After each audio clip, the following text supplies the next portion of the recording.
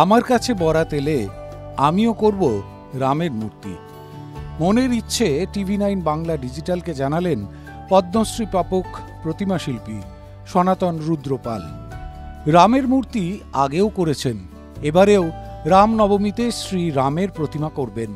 তাঁর চোখে কেমন শ্রীরাম? করবো আনন্দ সহকারে। আমরা যেমন দেবী দুর্গা, কালী, সরস্বতী সমস্ত মূর্তি করে থাকি, আমরা রামচন্দ্রের মূর্তিও আমরা আনন্দের সঙ্গে তৈরি করব।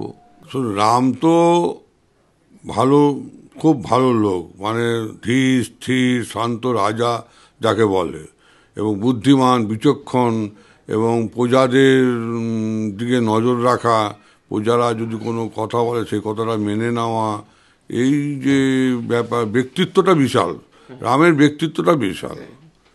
আমাদের কৃষ্ণ যেমন চাতুরী, রামেরই অংশী, কিন্তু ব্যক্তিত্বটা রামের বিশাল।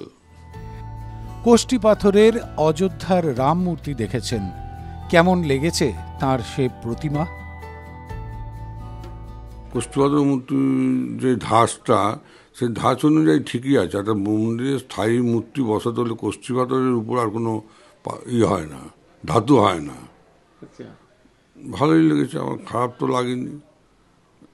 একটা বালক বালক ভাব আছে চোখের মধ্যে। কিছু মোবাইলে দেখছিলাম, আবার চোখের নড়ছে, চোখের পাতাগুলো নড়ছে। এটাকে মোবাইলে হয়তো কেউ কায়দা করে করেছে, কিন্তু ভালো লেগেছে, মোবাইলেও ভালো লেগেছে।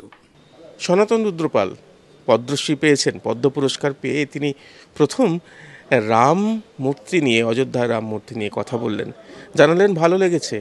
আর যদি তার কাছেও রাম মূর্তি তৈরির বরাত আসে, তিনি আনন্দের সঙ্গে করবেন।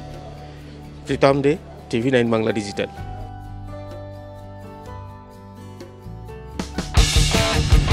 কোনো পুরনো খবর নয়, সকাল থেকেই পুরো দিনের আভাস, লোকাল থেকে গ্লোবাল, ঘটনাস্থল থেকেই রিপোর্টারের মুখে শুনে নিন আসল ঘটনা। দিন শুরু করুন TV9 বাংলার সঙ্গে। সকালে প্রথম ব্রেকিং অ্যাট 7, সকাল 7টায়, সকাল 8টায় দেখুন 8 reporter 8 exclusive. News express at 9 দেখুন সকাল 9টায়, 10 খবর 10 রিপোর্টার অন দ্য স্পট সকাল 10টায়। লোকাল টু গ্লোবাল অ্যাট 11 দেখুন সকাল 11টায়। দেখুন morning super prime time TV9 বাংলায়। TV9 বাংলা না দেখলেই নয়।